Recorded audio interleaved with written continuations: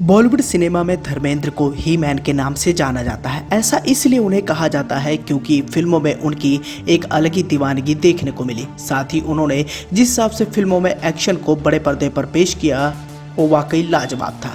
अब पिता के नक्शे कदम पर चलते हुए बड़े बेटे सनी देओल ने भी खूब लोकप्रियता हासिल की और उन्होंने अपने शानदार फिल्मी सफर के दौरान बॉलीवुड फिल्म इंडस्ट्री को कई सारी सुपर डुपर हिट फिल्में दी। लेकिन सनी देओल के छोटे भाई और धर्मेंद्र के छोटे बेटे बॉबी देओल की किस्मत में इतना बड़ा स्टारडम नहीं हासिल हुआ और बॉबी देओल अपने करियर में कुछ खास नहीं कर पाए।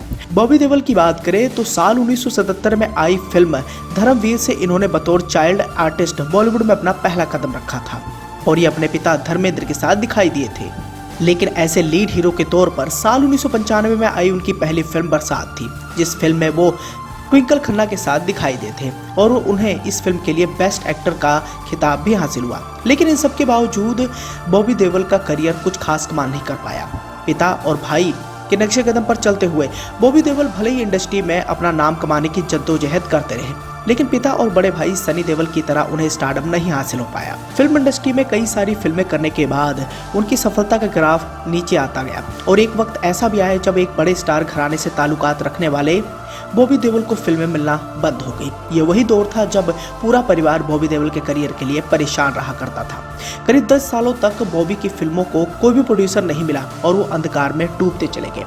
बॉबी के करियर पर जब एक बार सनी देओल से इस बारे में सवाल पूछा गया तो वो खुद को संभाल नहीं पाए और छोटे बेटे के करियर को देखते हुए वो रो पड़े थे और उन्होंने ज्यादा कुछ बोलने से इनकार भी कर दिया था। अब बॉबी देओल के करियर पर जब एक बार सनी देओल से सवाल पूछा गया तो सनी देओल अपने आप को रोक नहीं पाए और छोटे भाई के करियर को देखते हुए वो रो पड़े थे और उन्होंने ज्यादा कुछ बोलने से इनकार कर दिया था। ये वही समय था जब सनी देओल का प्यार अपने छोटे भाई बॉबी देओल के प्रति देखने को मिला।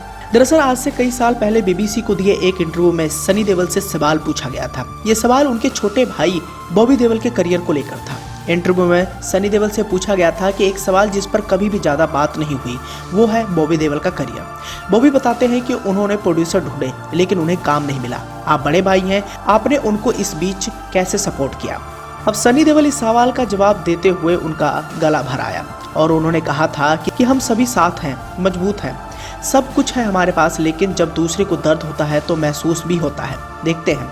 इतना कहते हुए सनी देओल रो पड़े थे और आगे वो कुछ नहीं बोल पाए थे। हालांकि ऐसा नहीं है कि सनी देओल ने ही बॉबी देओल के करियर पर अपनी बात रखी थी। इससे कई साल पहले बॉबी देओल ने भी अपने करियर को लेकर कई सारी बातों का खुलासा किया था और उन्होंने फिल्म पत्रकार अनुपमा चोपड़ा को दिए एक इंटरव्यू में अपने करियर को लेकर बातें कही थी। उन्होंने कहा था कि घर में 2-2 स्टार होने के कारण उन्हें कभी फिल्म मांगने नहीं जाना पड़ा, लेकिन बाद में हालात बदल गए और उन्हें काम मिलना बंद हो गया था। हालांकि इसी दौरान उन्होंने अपनी मानसिक स्थिति को भी बयान किया था। उन्होंने कहा था कि मैं चाहता था कि मेरे बच्चे मुझे एक फ्लॉप एक्टर के तौर पर ना देखें, बल्कि एक सफल कलाकार के रूप में पहचाने।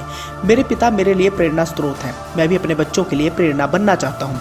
मैंने रोल्स के साथ प्रयोग किया, दाढ़ी बढ़ाई ताकि मुझे रोल मिले, लेकिन कुछ फायदा नहीं हुआ। ऐसे में सलमान खान ने मेरी मदद की। अब बॉबी देओल का जैसे मर्जी करियर रहा हो, लेकिन सबके बावजूद बॉबी देओल ने अब खुद को संभाल लिया है।